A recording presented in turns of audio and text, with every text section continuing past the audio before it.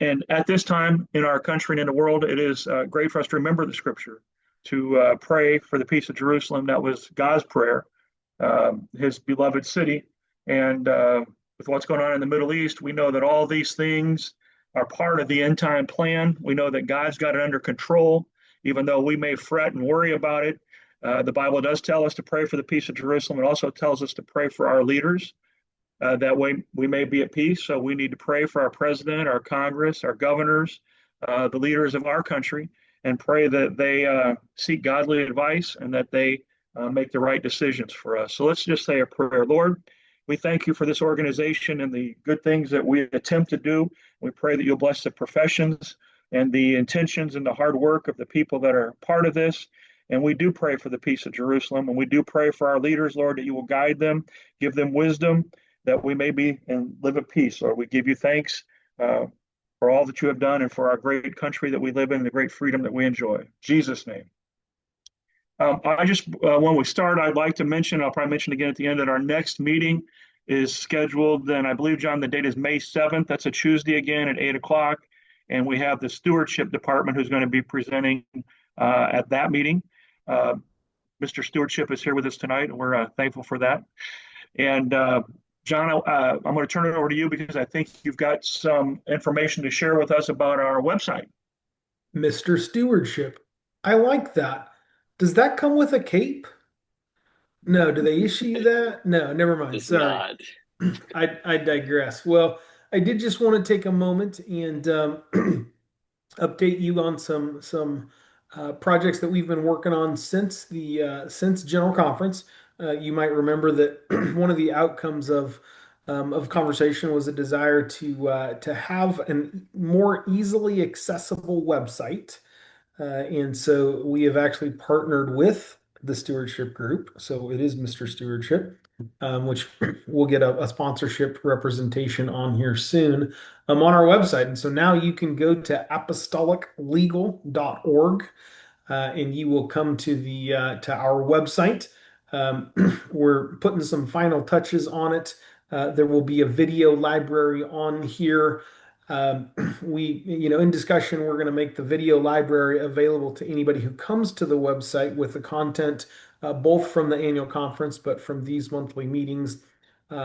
We are in development of a library of legal documents that you'll be able to access behind a paywall here, but you'll be able to access it for free through.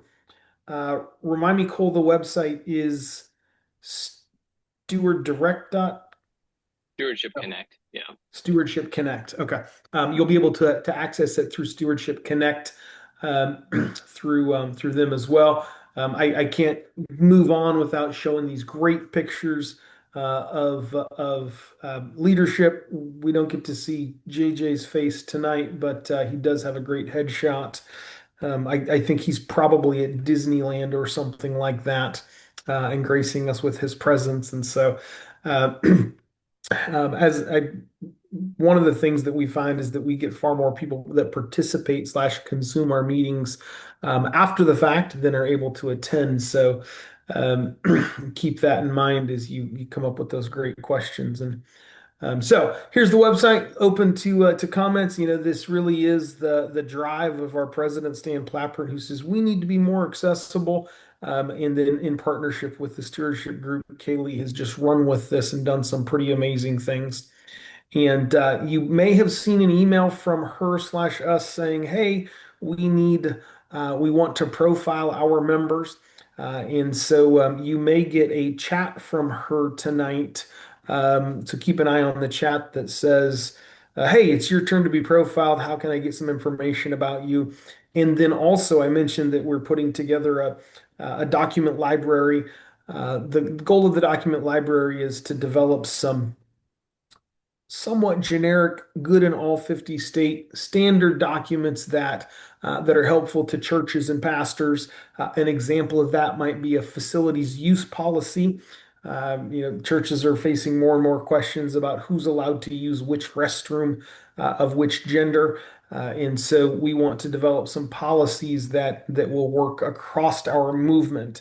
And so, as such, you will see an email this week soliciting your involvement in help us write these documents. Again, they won't be legal advice, they won't be legally binding.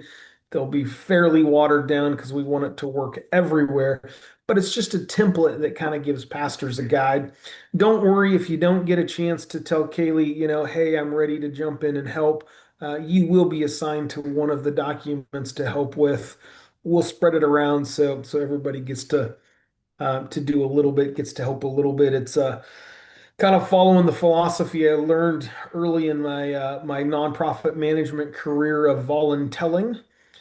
More than happy for you not to raise your hand because we'll raise it for you. So anyway, check out our website, spread it. The next time you want to talk with somebody about apostolic legal, you've got a pretty website and an easy URL that you can send people to.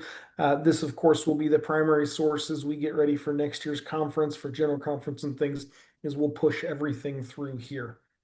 With that, I'll turn it back to you, Stan. Thank you. And let me just say that after our May meeting, our next meeting will be a general conference in Salt Lake City, Utah. So we'll be looking forward to that.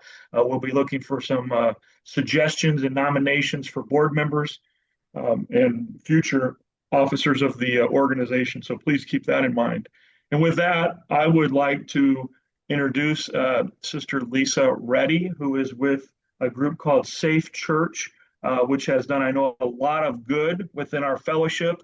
And I'm asking her to tell us about her organization and tell us what we can do to be a help to Safe Church. And I'm sure there's some ways that we can collaborate to help further the kingdom of God and to help protect our churches before bad things happen and after bad things happen. So God bless you, Sister Reddy. If you want to unmute yourself, we'd love to hear from you. Well, thank y'all for having me here this evening. This is an interesting season because you kind of do. It feels like we've been doing a lot of work over the past years, kind of just under the radar. But life circumstances, bad situations happen. We are not under the radar anymore. And this is the third Zoom I've done in less than 24 hours with all with wonderful, with district boards, with another organization like yours. And so I'm excited to be able to share a little bit of our mission and vision. I would be remiss if I did not acknowledge Eric Morley, who has been a huge part of what we've done really since the beginning, unofficially. And then he was officially added to the Safe Church Committee last year, I believe. Eric, it's hard for me to know because he's helped longer than that. And then now he has kicked us to the curb because of his fancy new role. So, but we're just, now he can't, unvolunteer. He just has to work with me all the time is basically what this means in his new role, as general counsel. So I'm appreciative of that. I have some friends on this call that I've known for a long while, John and JJ both. So thank y'all for being here tonight as well. I guess maybe if you don't have a lot of background with Safe Church UPCI, let me give you just a little bit of our history, kind of so you can know really kind of where things, how things develop. So back in, let's see, I believe it was 2018 now, there was a committee that met to set forth a position paper from the UPCI, speaking directly about our position on abuse, sexual abuse. And so I was part of that committee. And when that policy was completed, I shared with the bishop. I just said, well, who I work closely with, we planted a church with him here. We live in the Austin area. I worked for him when I was working at UGST. So we have a long history. So I felt a little liberty to say, Pastor Bernard, I'm so glad we have this policy, this position paper in place. It's fantastic. We have zero tools for equipping people to live out what this position paper actually says. We are saying this is what you should do, and this is what the church should do, and this is how we should handle these things. So it's nice to say what we should do. It would be better if we could equip our churches to prevent abuse and to know how to respond in times when, God forbid, these horrible situations do happen. So that's really kind of where things started. And it was, again, all very informal. We just kind of put together a team, and we went to work and we started developing content and resources. And so, so the brochure that Brother John just placed up, this is a trifold. So if you imagine, I think if you go back to the other page, the white on the right is the first. So we provide free training, resources to prevent abuse in church, and to minister to survivors of abuse, and support churches, districts, and ministers in creating a culture of safety. And so I think one thing that I always want to share, because it is so much a crucial part of what we do and our mission and what we believe in, is okay, when you do the right things, when you work to have the right kind of procedures in place to develop a culture of safety, when you do the right things to minister to survivors of abuse, we believe that those actions strengthen the local church. They protect the pastor. And so some folks, I think, some of the maybe concern initially with Safe Church that some have had is that, well, you're for the victims, who's for the preachers? Well, I really hope we don't have that many preachers that are victimizing people. So first of all, there's that.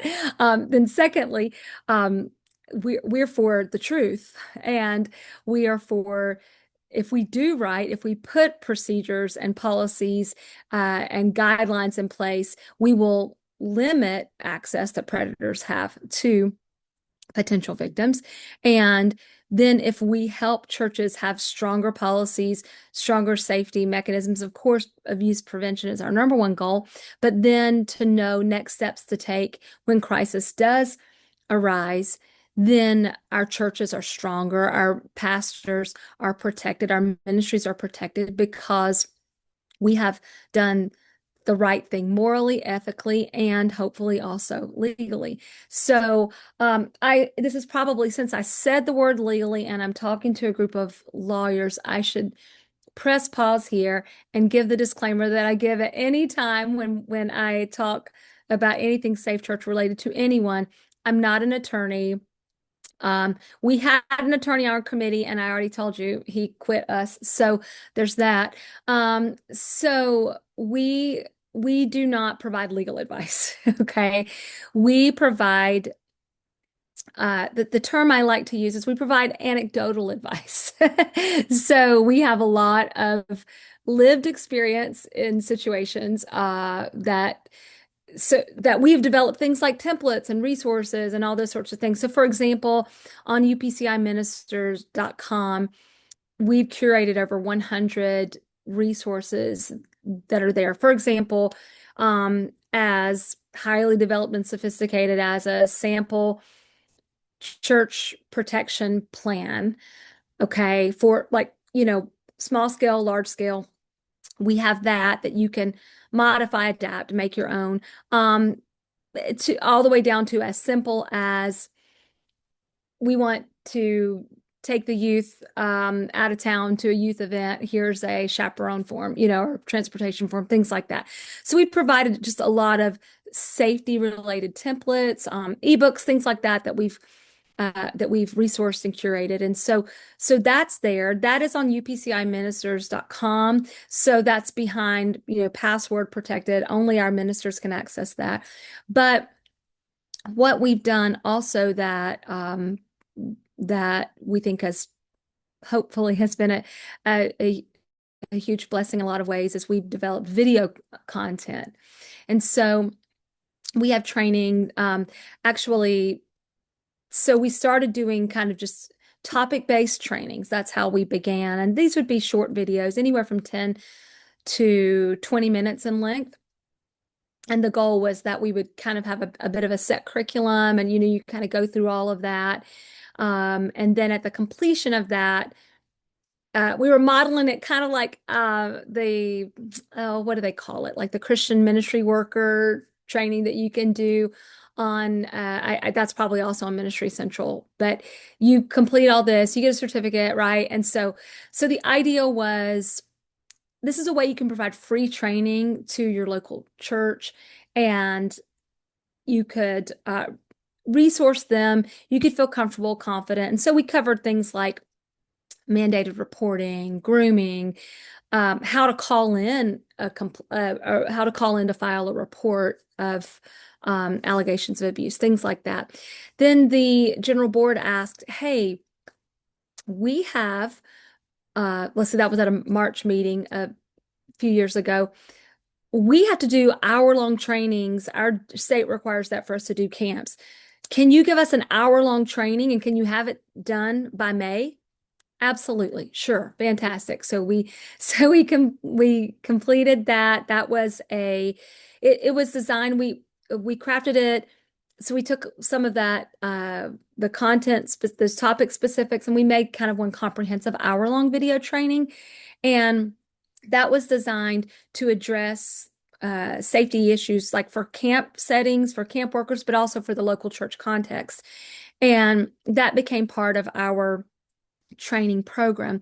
So pursuit of Safe Church certification, then the way that would work is what we recommend, and what I'm explaining to you now is what's spelled out in the brochure. So what we recommend is any camp, any youth event, anyone serving on a district level, anyone serving at a local church level. So if you're the parking lot attendant, or if you come in contact with humans at any point, right, and you're representing the church, then we encourage you to do that 1 hour training, because it's kind of a broad swath. They all come with quizzes. You take the quiz, you pass it, you get a certificate.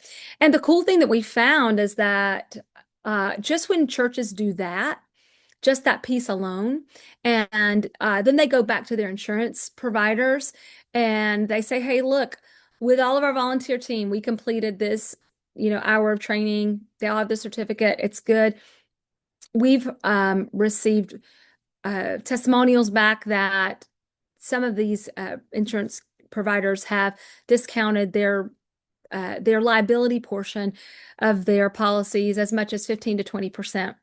So that's an added, maybe if a church doesn't think, well, that would never happen here, that doesn't happen at our church, that can never happen here, but maybe the money will talk, right? And kind of help them to think to be part of that. So that's one advantage of that.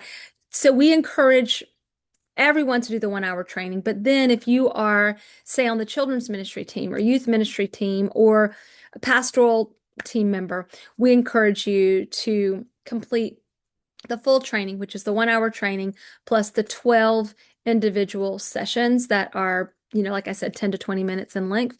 And then at the conclusion of that, you get the Safe Church certification. And again, it's free training.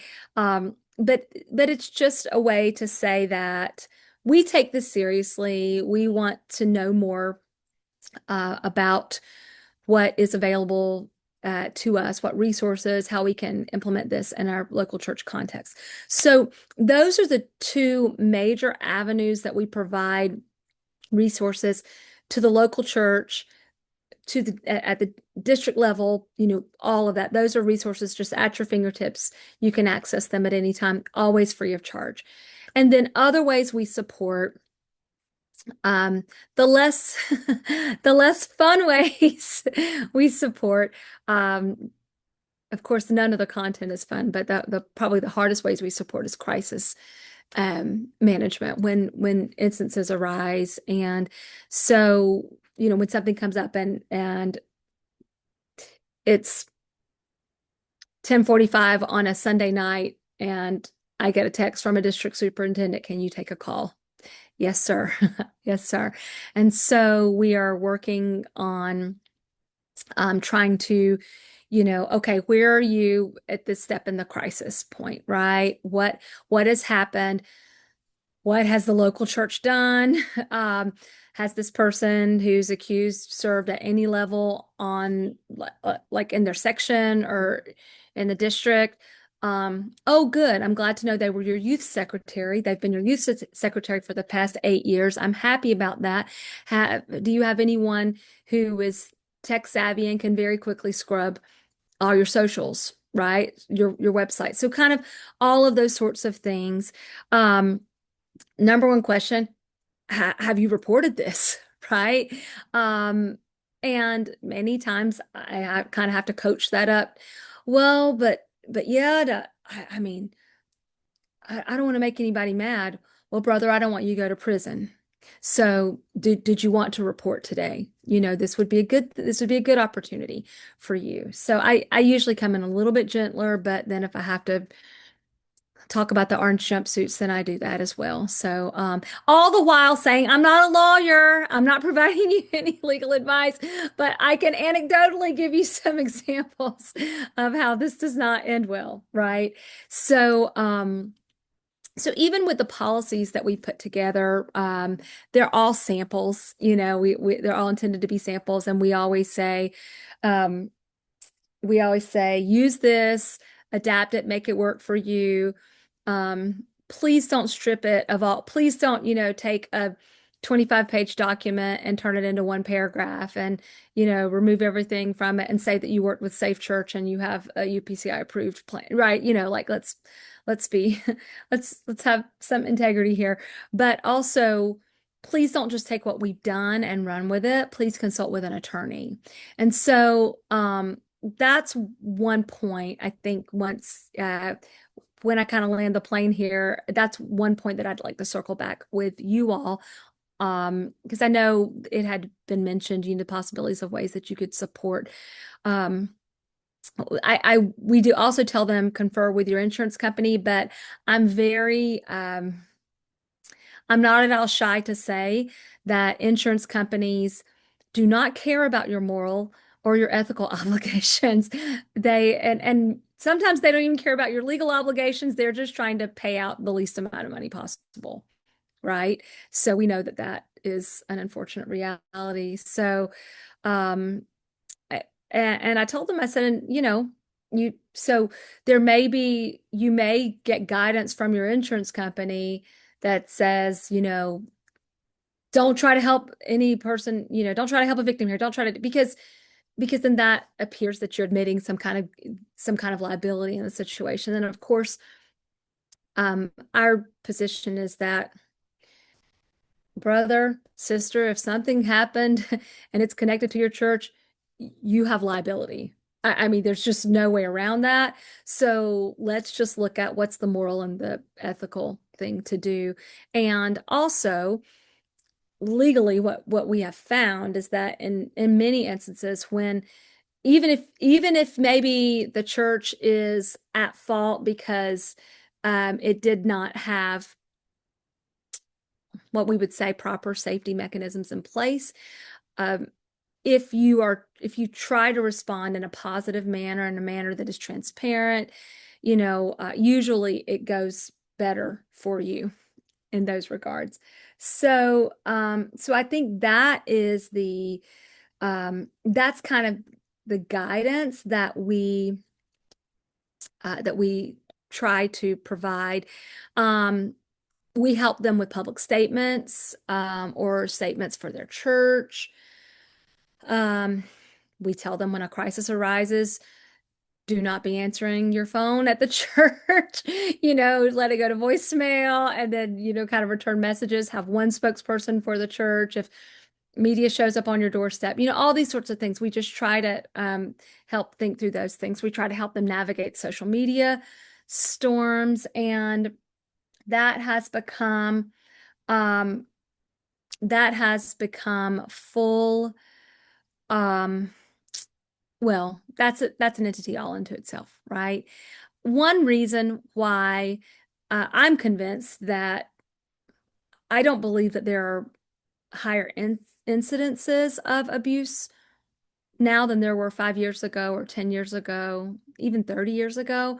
But I think that the likelihood of things remaining quiet or silent is 99% impossible at this point, right? And so that's one thing.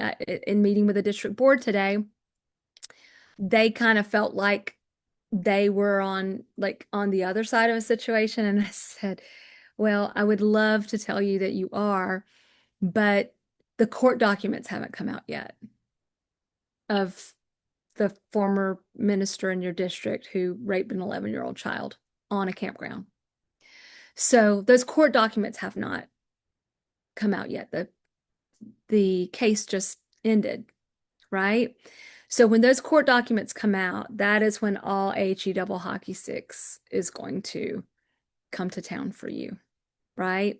And that's when you really need to know what to say, how to respond, and you need to have done the right thing in advance, because the last thing you want to happen is then when all this blows up and hits the fan, for it to look so for then you to respond, right?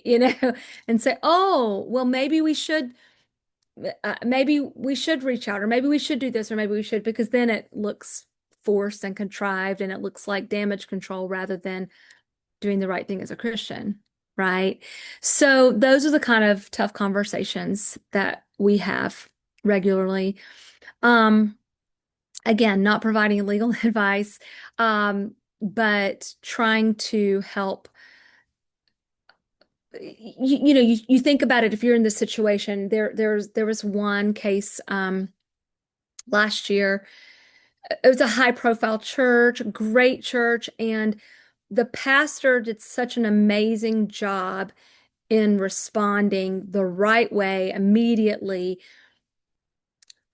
Zero pushback. Any advice or guidance that we did it immediately. Perfect. Check, check, check, check.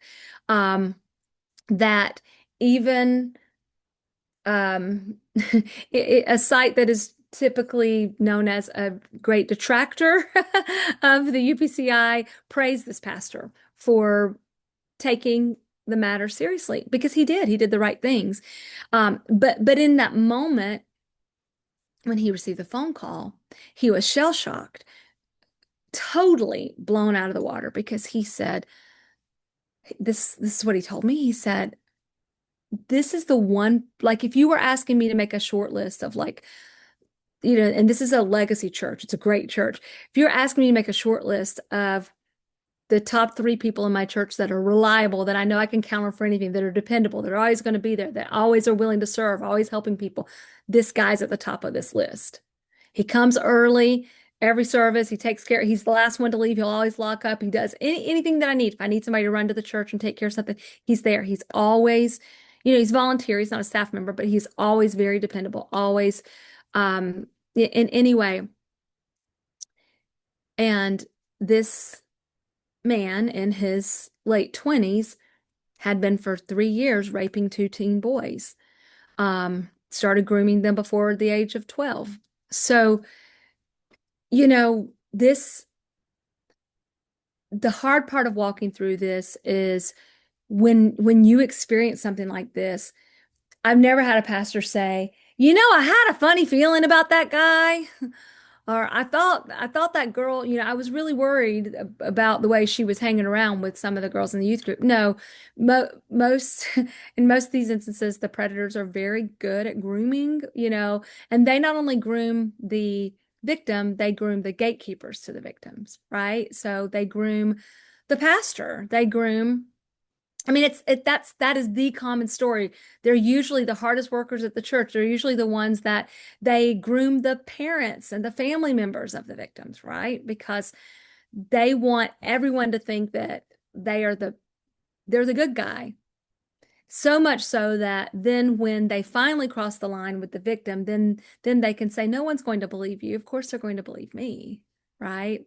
So in those moments, when it is full shock, right, that we are experiencing this, what do we do next? That's really, that's probably, it's by far the most challenging thing that we do with Safe Church is walk through these scenarios with district superintendents, with pastors. It's a little bit different now. You may or may not know about this. I don't expect you all to have our manual memorized, but with the judicial procedure, we do have, in the past, there was basically one pathway in which these cases were all adjudicated in terms of the UPCI's judicial procedure. But now, if there are cases that involve a minor, whether that be abuse of a minor or cover up of abuse of a minor, anything pertaining to that, then they are not handled at the district level. They move out to a regional proceeding, which is great for all parties involved because the district isn't destroyed with people choosing sides, right? That's a very hard thing. And then also, it just works to hopefully remove some bias from the case, either to the benefit of the accused or against the accused, right? So if we move that out regionally. So that's kind of how those things proceed. And then, of course, Safe Church consults and shares in those processes. Anyone that we've been called to testify, okay, this is what we've done, this is how we've supported. So those are ways. And then lastly, we do things like this. We provide talks to just let you know kind of what we offer. We do trainings, sometimes via Zoom, but a lot of times we'll go to district conferences, district camp meetings, things like that to provide trainings. So those are, that's a snapshot of what we do. Our committee consists of initially the members who started with me are Paul Paymer. He pastors in Barberton, Ohio, and he's also the men's ministry director, as well as Dr. Ross Robertson. He's a clinical psychologist. And he is also out of the Barberton Church. And then also Mitchell Bland, who pastors in St. Louis, and he is a licensed therapist as well. So that is that's our group. And as I said, Eric has served faithfully, officially and unofficially for really from the very early stages. And my background, interestingly enough, I am introduced as a lawyer, and I always am like, I am not. Go look at the car I drive, I'm not a lawyer. You're supposed to laugh at that. And then we're just preachers. We're just church planners, even not even just preachers. We're church planners. Everyone always thinks I'm a therapist. I'm not a therapist. I have my background. I have a master's in education. I also have a master's in divinity. I have an academic language therapy degree and licensure. I'm a dyslexia therapist. So I am a therapist. I'm not a mental health professional. A portion of what I did focused on that. And then I'm really a glutton for punishment. I'm in a PhD program right now in theology at Fuller. I'm studying with Amos Young, Pentecostal theology, systematic theology. So then what's really going to be funny is that when I graduate, so my husband is Dr. Reddy. He has a Doctor of Ministry from Asbury and, a number of other degrees. So people call me Dr. Reddy now. I'm not Dr. Reddy yet. And if the Lord is good to me and lets me see this degree through, I'll be Dr. Reddy, but it still won't be a psychologist, and it still won't be an attorney, and it still won't be all these things that people think that I am. My passion for this ministry, you're probably thinking, well, what in the world? I mean, okay, so what are you, a theologian? And why do you care about abuse? So, well, I do believe that it is it is something that the church should care about, and it is something that we certainly have a biblical, a very strong scriptural mandate to care for the vulnerable, to fight for the oppressed. So I do believe it's a biblical issue. It's a strong theological issue, but I am also a survivor, and so I have a very personal vested interest in supporting other survivors and in preventing abuse and in helping pastors and leaders who want to do the right thing to know how to do that right thing. So that's a whole lot.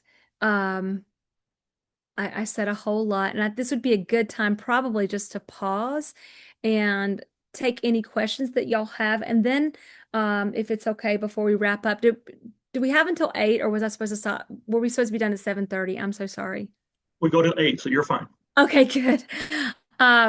So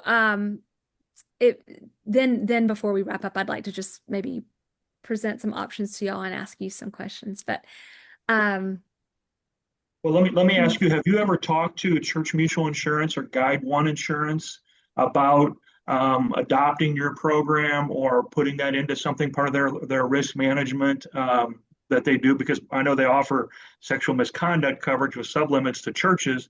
And I would think that if a church went through your program, that might be viable, and they might even promote what we do. That's a very good point. So Guide One has all their own training. It's a very it's a pretty theirs is probably the most robust. Okay. And actually theirs is titled Safe Church. Lots of people use the term Safe Church. That's why we are Safe Church UPCI. Church Mutual, Brotherhood, all of these have their own sort of kind of training programs that they offer, which is great. It's fine. They're not it's kind of more like online, like print material, right? Or like you just scroll through. It's not really training videos per se. The challenge that we are finding, so we did a partnership. This is kind of different, but showing kind of the partnerships we're doing. We just did a partnership with Protect My Ministry, which is one of the top background check screeners.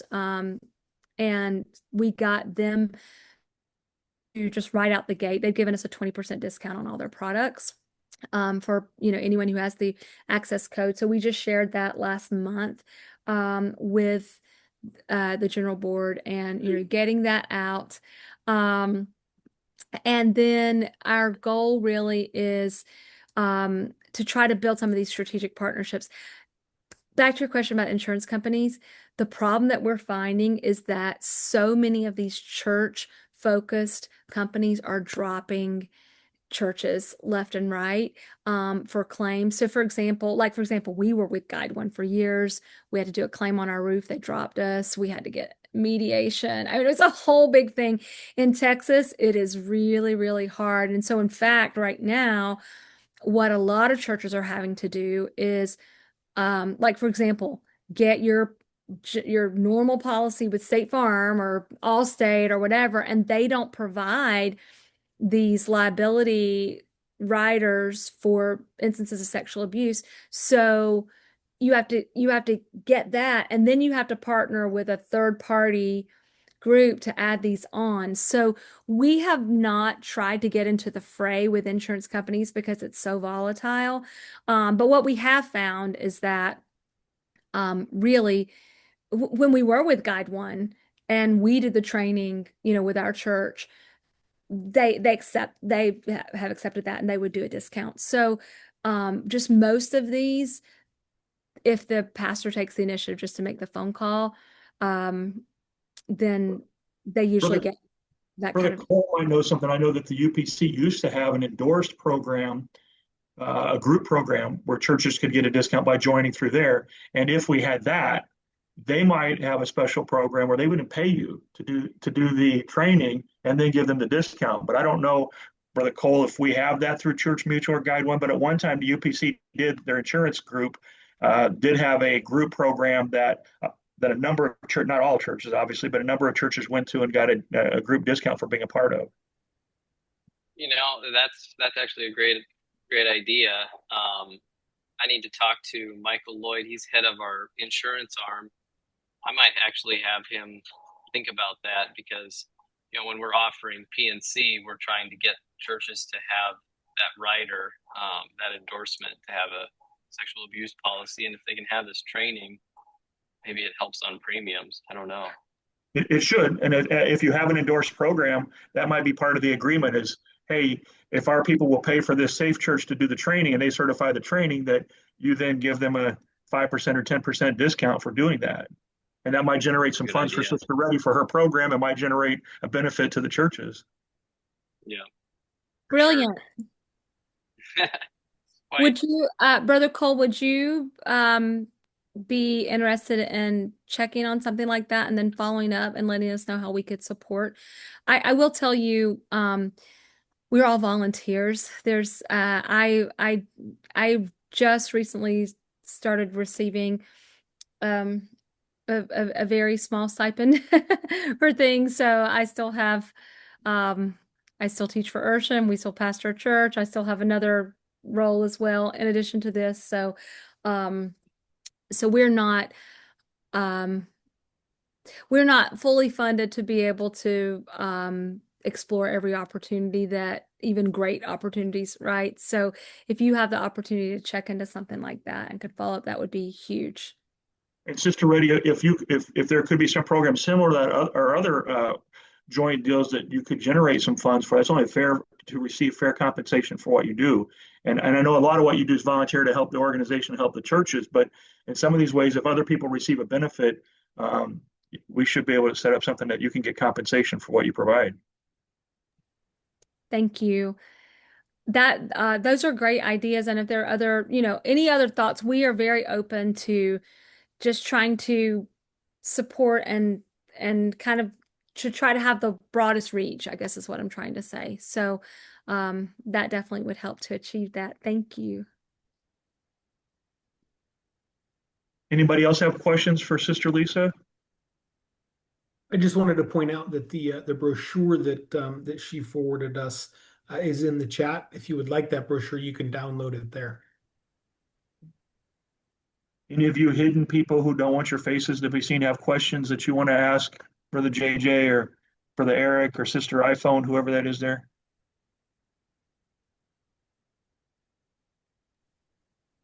Yeah, can you talk about the gatekeeper function in the grooming? Because I think that's interesting. It leads to sometimes people hiding what goes on from the victim because not only has the victim been groomed, but the leadership potentially has been groomed as well. Could you elaborate on that a little bit?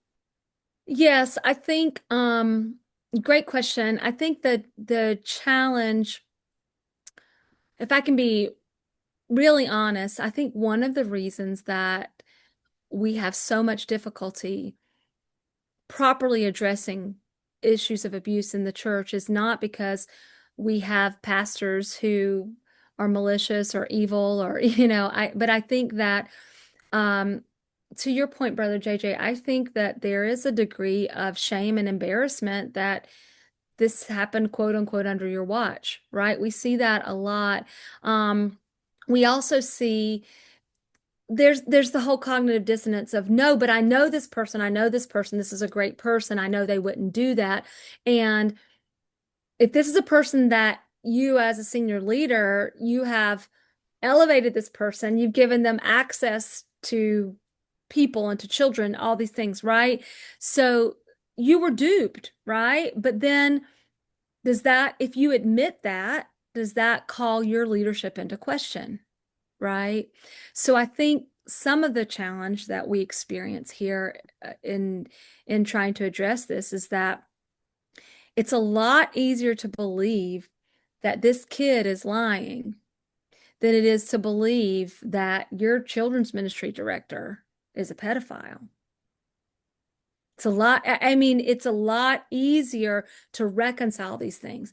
And it's definitely a lot easier to believe that this 30-year-old woman who's backslidden, who's, got a shaved purple head and tattoos everywhere and is probably a lesbian now or whatever, is coming and making this allegation, and she doesn't even believe in God, and this person has, occupied your pulpit for the past 25 years, right?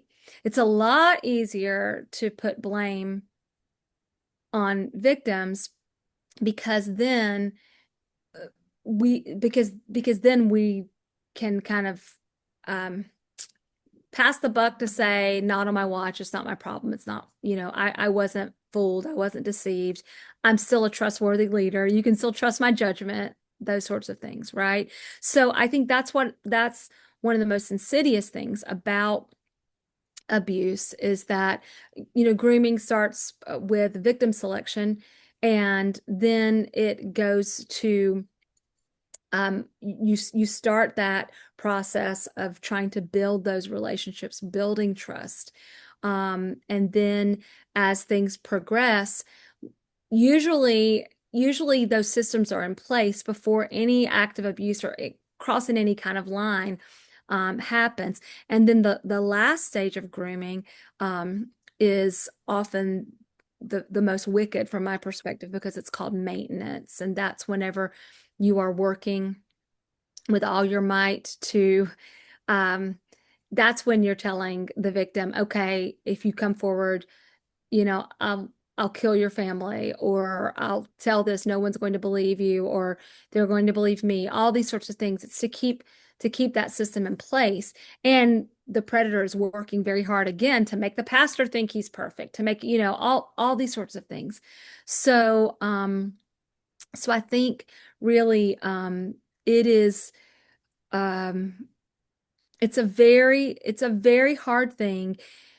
The truth of the matter is that abuse is a sin problem. It's a human problem. It's not a church problem. A church is, frankly, another institution. But I will say the church is much more susceptible to abuse than some other institutions. And the reason why is because we are built on trust and hope and love, right? And so you come in and it's grace and it's mercy and it's all these wonderful things. But it's also, especially a church that doesn't have protections in place, it is like a candy store for a predator. I also So think there's a little bit of a culture of we don't take this outside the church. I yes. think there's a, hey, if you've got aught with your brother, you go and settle it within the church, and that's just not what Paul was talking about, or this is what Paul was talking about. Yeah. Yeah. And that's even in a conversation, that I had today, was that never is it appropriate to bring an accuser with the accused in the same room and say, let's work this out. And preachers, pastors in particular, are kind of expected to solve everybody's life problems, right? So you tell them a problem, okay, well, let me fix it. Let me, kind of work on this. And so what we always say in our trainings is, this is not your job to fix. This is not your time to fix. This is not, this is your time to call, report, let the professionals take care of this, right? So it does in many ways feel counterintuitive for people in ministry, but it's the only way that we can, we're called to report, not to investigate. So that's one of the mantras that we share frequently. To respect your time, I just wanted to share this with you, and I'm free to chat with anybody after our time is up for sure. But I wanted to mention, it had been expressed to me that some had said, well, is there a way that we can kind of help support Safe Church, or we could get involved? And so number one, I understand that as an attorney, you're licensed in the state that you're licensed in, right? And so you may not be able to give legal advice to just anyone in the United Pentecostal Church, and that's fine and that's fair. One thing that we get asked a lot is, so when someone is working on where it could be a statement, it could be setting a policy in place, and then we say, run that by your lawyer. And then they say, we don't have a lawyer.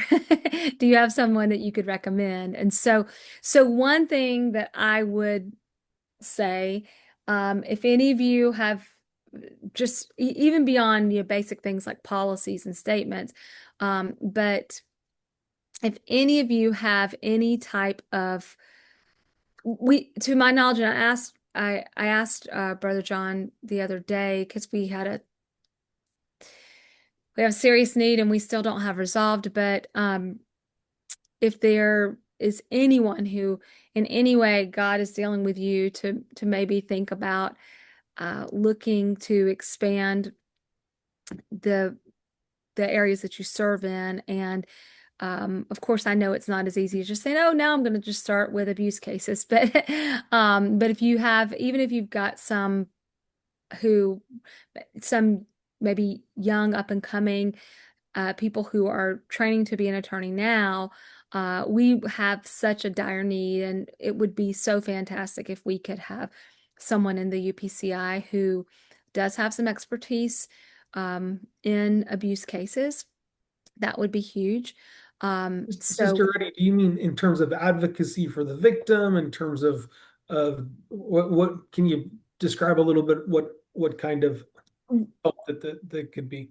Yes, I'll embarrass Eric a little bit with that. So Eric has worked on both sides of the, like in his JAG role, and so it doesn't. It's not even necessarily who you've represented. It's the fact that you've had experience in this regard, right? So that if we wanted the situation we have now with Eric serving as general counsel, I am not going to refer district superintendents to him for him to review their documents, because that's a bit of a conflict of interest, and that's beyond the scope of his role.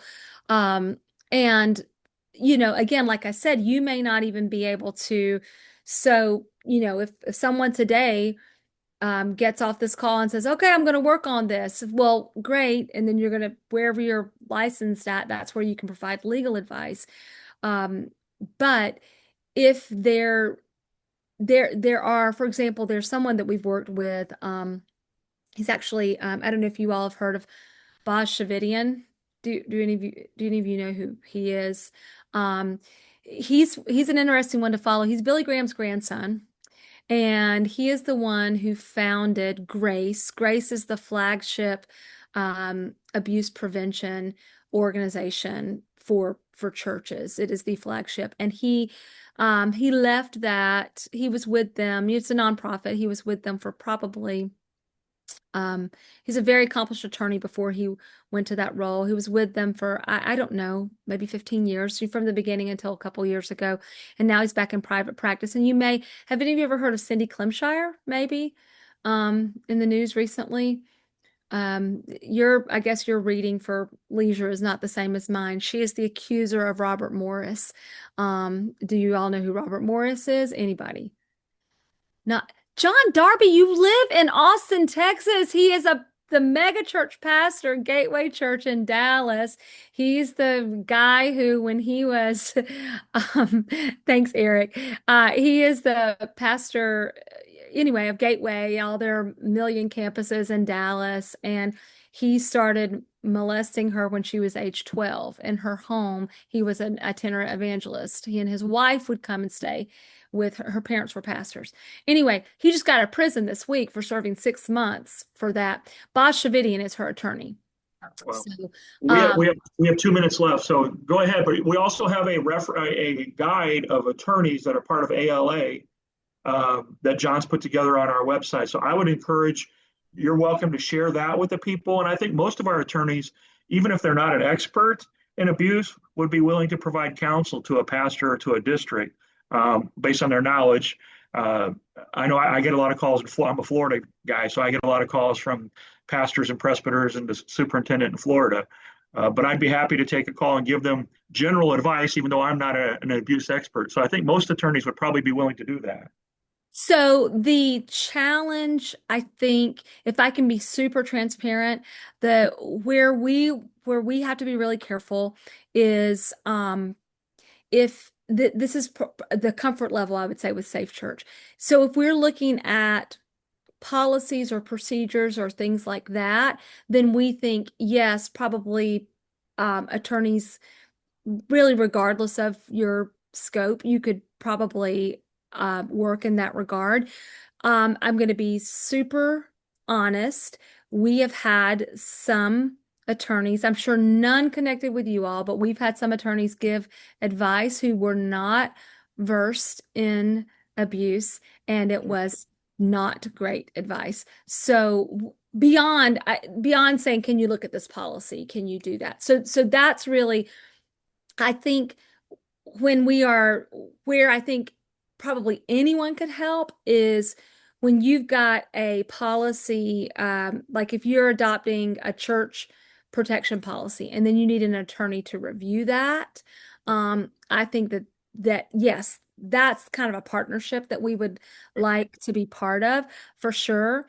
I think though, and this is a directive from the bishop, is we've really got to find attorneys that have experience with abuse cases so that when we refer to that, we can feel confident that we're not, well, I mean, I mostly do estate law, but let me take a look at it. Sure. Right.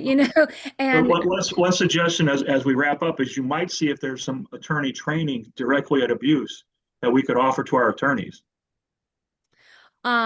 say that one more time. You might see if there's some attorney training materials that we could offer to our attorneys that would bone them up and help them, become somewhat familiar with those abuse laws in their areas. I mean, there may be some training out there that you can Sure. take our attorneys to that would help with that. That's a great idea. So that's really the kind of the partnership type opportunity that I was going to present whenever John had asked, how can we partnership? How can we have a partnership? How can we help? I think that there are some, especially smaller churches, that they're not going to have the funds to pay an attorney to review a document, those kinds of things. So if you have any that, want to do any pro bono work, if that's something that you want to put out there,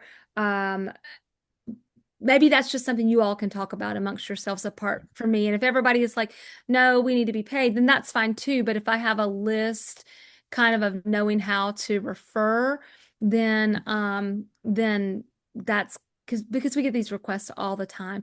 And I literally mean, if it's like, yeah, I don't want to do pro bono, but I'll do it for, whatever amount of money, that's fine too.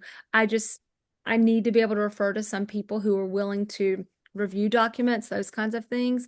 And then if there are some who are like, yeah, if there's a church that's financially that we could help, then that would be good too. So that would probably be the best support that we could get from you all at this time, is maybe taking that list of your members and letting us know who might want to to partner in that regard. But thank y'all for your time. We appreciate it, Sister Lisa. Thank you for your time and thank you for the presentation. And we'll definitely take it to heart and see what we can